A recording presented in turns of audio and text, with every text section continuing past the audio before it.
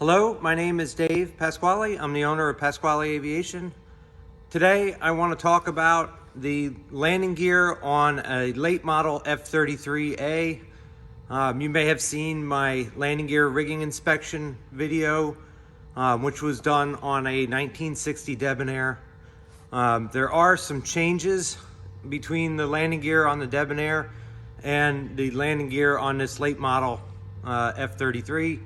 So I wanted to go over them, as well as some of the things that we're looking for when inspecting the landing gear. These items are not necessarily related to the rigging, but we'll get into some detail here in a few minutes. This is the nose landing gear on this F-33. If you recall the Debonair in the video, you can see right away that one of the big changes here is the drag strut. The drag strut on the early airplanes was made out of chromoly tubing that was a welded assembly. These later airplanes have a forged drag brace. There's also no holes in the nose gear trunnion like there is in the Debonair. That's a little bit beefier assembly on this, as is the nose gear fork, which you can't see in this shot. Big thing here, the rigging inspection is done the same way as it is on the early airplane, where I insert a feeler gauge into this joint here at the the knee in the drag brace, and then I pull a rubber band up around the roller up top here. When you're checking it down, the down lock tension, on this type of drag brace, you need to be mindful that where the two sections come together is not always as perfect as it should be. They're supposed to be a match set, but in a lot of cases, there's a little bit of difference between the one side and the other. So if you have the feeler gauge in on the left side here, you might get a slightly different reading than you would if the feeler gauge is on the right side. So I'll usually I'll try it in several different locations and then average the reading that I end up with. I'm going to reposition the camera and we'll talk about some other details here. I repositioned the camera, and I also brought the gear up slightly from the down and lock position. As you may or may not be able to tell, the nose gear doors are disconnected to allow for inspection and measurement of some of the rigging. In this shot here, we're looking at the top end of the drag brace, and you can see here the lift brackets. This is the landing gear retract rod. It's the front rod. There's two on the nose gear connected together with an idler arm in the middle. We can get to that in a moment.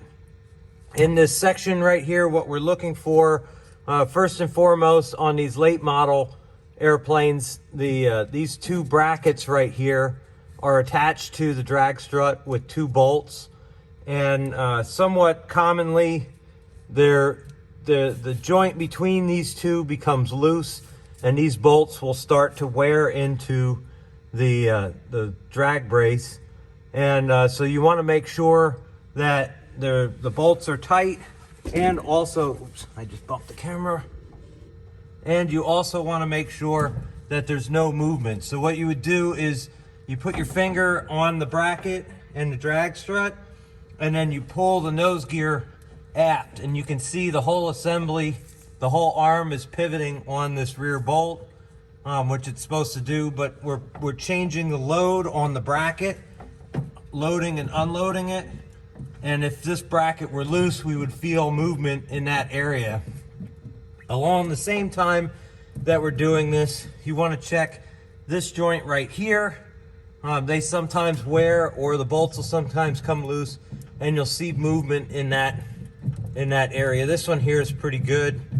There might be a very small hint of it, but not enough that I would worry about.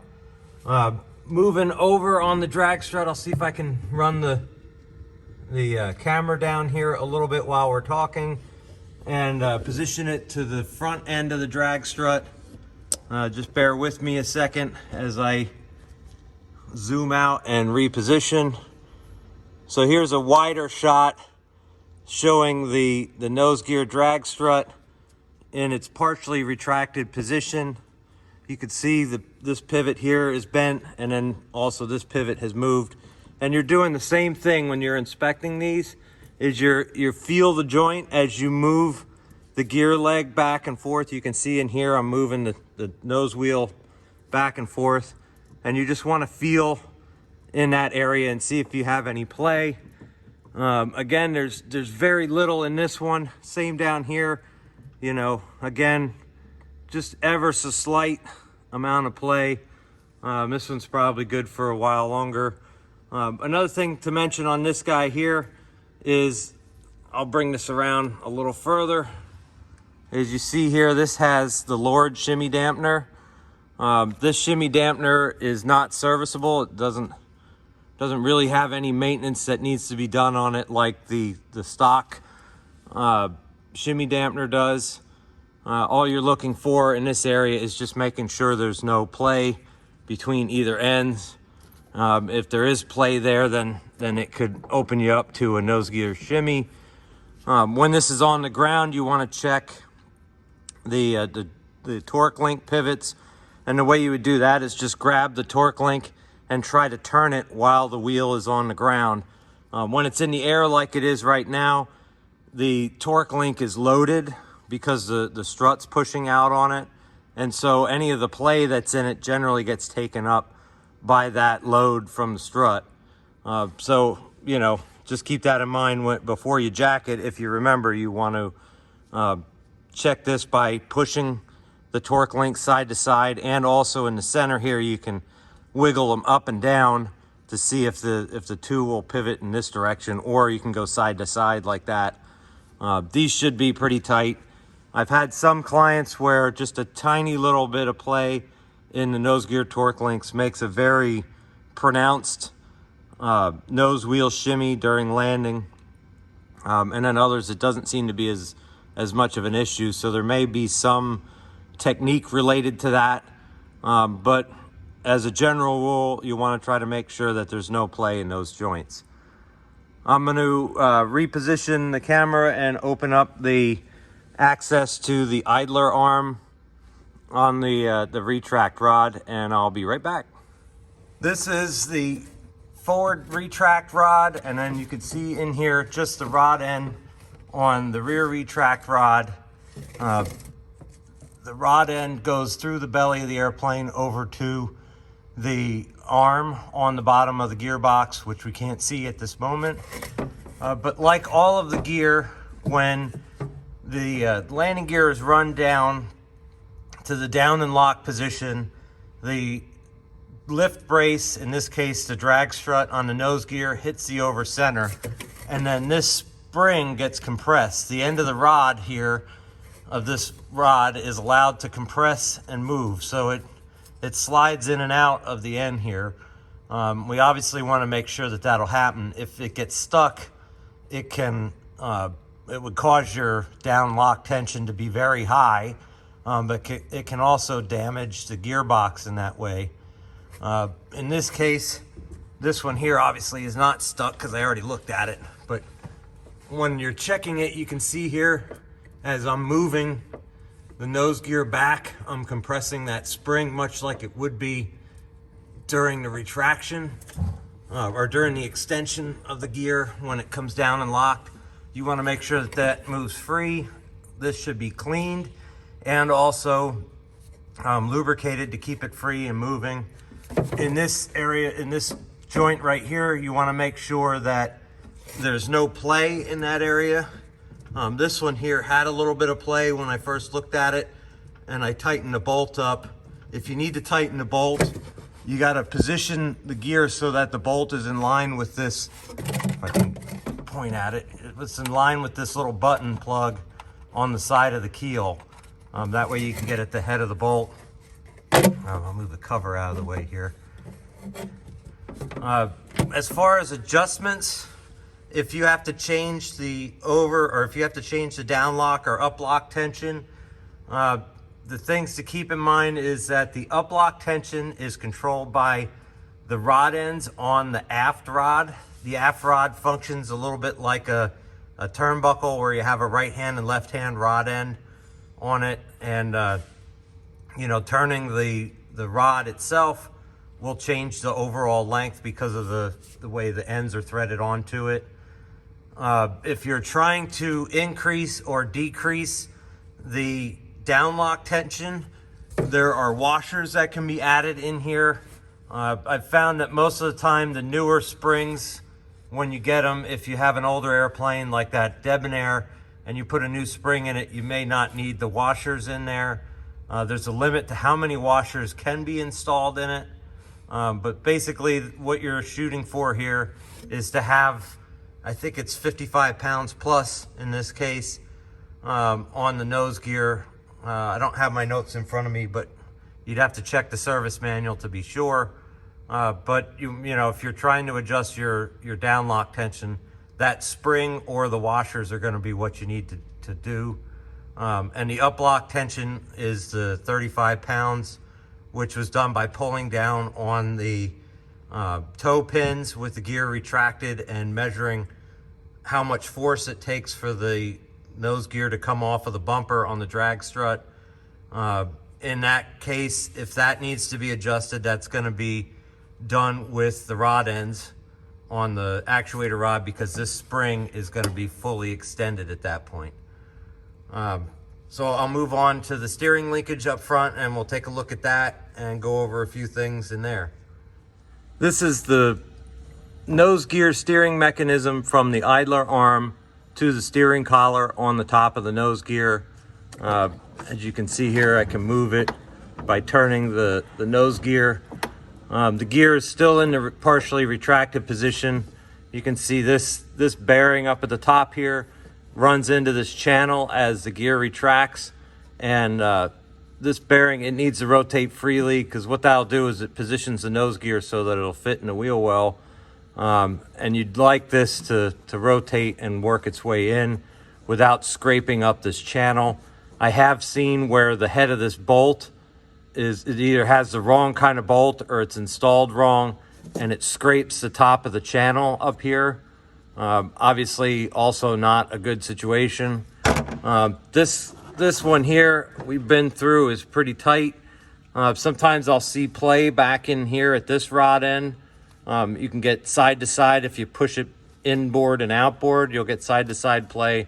Also down here at the bottom of this idler arm, there's a bushing there, and sometimes the bushing gets worn and the arm will tip in and out. This one here has an added shim, which you may not be able to appreciate very well in the video, but there's a washer added in here that's also helping it with side to side play. And you can see it's fairly tight. It doesn't have a lot of movement inboard and outboard, but it does pivot freely, which is what we want to see. You know, aside from your general lubrication in these points, that's about it for maintenance wise. Up at this end here, sometimes this is an LS4 bearing in this eye bolt. That bearing will sometimes wear out. I see it where there's a bushing in here on the yoke that sometimes wears out. Let me see if I can I'll move the camera in a little closer so that you can see better what I'm talking about. So this is the steering collar, and this is the eye bolt. The LS4 bearing is pressed into that and then staked in 4 places with a center punch. I've changed a fair number of those. This yoke right here, if I can keep the camera from going out of focus, this yoke in this location here, there's a bronze bushing in the center here. The bronze bushing will sometimes wear out. I've also found where I needed to add a shim between the eye bolt and the yoke to take up some play. I'll sometimes get play between the yoke and the steering collar. That one on the other end, on the other side, has the cone on it that is mentioned in the ABS a landing gear inspection and rigging guide. That cone they want to be able to pivot by, with hand pressure, which I can move the camera around so we can see that because there's some linkages over there. But what the idea with that is we don't want this bolt to be too tight so that this yoke can't pivot in this direction, because it has to pivot on this bolt. Once the landing gear is retracted, the yoke will be vertical like this, and then when you make rudder inputs, it's going to move front and back, and it's not going to apply any steering to the nose gear leg. But if this is stiff, it can induce a yaw into the rudder control. So it'll pull, your rudder pedals one way or the other if this is too stiff. And I think that's a lot of what they're trying to do with that cone. But let me move the camera around to the front side of the gear leg, and we'll take a look at that. Oh, and one other thing I wanted to discuss on here is, as I zoom it out here, this joint in here is where the nose gear attaches to the structure up in there. You want to check that for play. The way that's done is by pushing the nose gear left and right to try to load this joint. It'll move up and down if you push left and right. So you want to check that area for play. This one here is really good.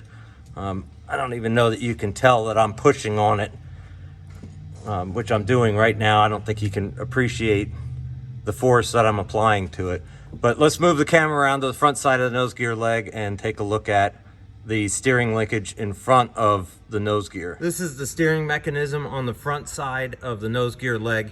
Here's the cone that I mentioned, and you can see this one here. I can spin it freely. The idea, or what that cone is for, is it's actually a stop. When the nose gear is turned, you can see it hits the bolt on this side of on this linkage. That's going to control your left stop in that direction, and then the right side steering stop is actually up in here, a little bit off camera. Let me see if I can get that in here. You can't quite see it. There's a bolt just beyond the lip of the gear door opening. So when you turn the gear to the right there, it hits the stop.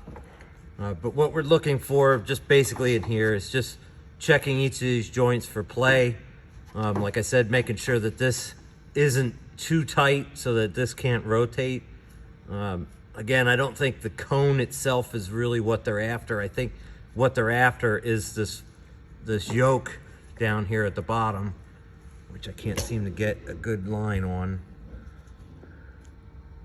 There's a better shot. This yoke down here at the bottom. Like I said, when the nose gear is retracted, this yoke is standing vertical and it's pivoting front and back as you apply rudder in flight. And so if this is stiff right here, it's going to make your rudder not self-center, and it can induce a yaw issue in your rigging. But that's what they're looking for in that location. Outside of that, there's just a few other concerns with the nose gear. I'll reposition the camera again, and we'll talk about some of that other stuff. This here is the center access hole in the bottom of the airplane. It's directly underneath the landing gear actuator. You can see the center shaft of the actuator is here. This is the arm for the nose gear. And then this is the push rod over here running this way. That's the rear push rod that you can just see the rod end on. Ideally, when you're looking at this, you would want to retract the gear all the way, which puts the arm about here, and then bring the landing gear out manually till the arm is about over in this corner. What you do then is you use your feet. I lay underneath the airplane, use your feet, and take a large screwdriver and lift the nose gear a little bit to take the weight off of the arm and the rod here, and try to turn this bolt. I find a lot of these that are loose. These should be tight. You should not be able to turn this with a screwdriver. Obviously a bigger one than this, but you should not be able to turn it with a large screwdriver when the weight is taken off. You can see here, You can see the arm moving here. I don't know if you can see, you can't really see me using my feet to lift the nose wheel. What you'll want to check is as you remove and add pressure to this rod, you want to check this rod end for play, and also, like I said, that bolt for being loose. So you do sometimes see a little bit of play between the arm and the splines on this gearbox. That's somewhat normal, especially it seems like on older airplanes you do see a little bit of play. Obviously you don't want a huge amount there, but I'm not aware of, you know, a minimum adjustment or a minimum or a maximum amount of play that's permitted in that joint. You know, that's probably up to your judgment, and certainly if it looks suspicious, then I would try to reach out to, you know, a Bob Ripley or one of the ABS technical advisors for their opinion on it as well. So I'll move the camera back up with one more thing to discuss, and that'll be the end of our video. So I position the camera at the back edge of the wheel well in the nose gear. We're going to talk about the nose gear doors.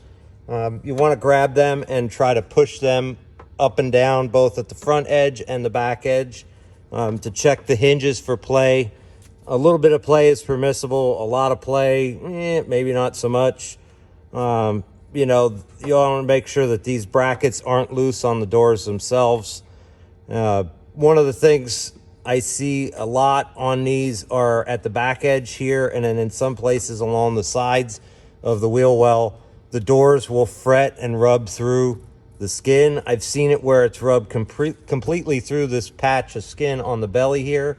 What we tend to do is we put Teflon tape both on the door itself and on the skin here to prevent it from rubbing through. I'll move the camera in here so you can get a better shot at the wear on the back of this wheel well. This one is not that bad, but you can see over here, you can see there's a fair amount of wear to this skin. We would like that to not get any worse, so we're gonna clean this area and put Teflon tape on it. I'm gonna zoom back out and we'll talk about the rod ends. As you can see, the push rods are removed. I have them removed whenever I do the rigging checks, because you don't want them to get caught up in the actuator or in the landing gear mechanism. Doing so obviously could bend the rod, or you could possibly cause damage to the gearbox, which we don't want to do. So I have them removed. On this late model airplane, you know, it's a very big concern because the gear moves very fast. On 24-volt gear like this, the landing gear moves complete travel in about 4.5 seconds. So that concludes my video on the nose gear for the late model F-33. Hopefully you find that informative, and as I get time, I'll try to add some more videos to the landing gear inspection series on the Bonanza. Thank you for watching.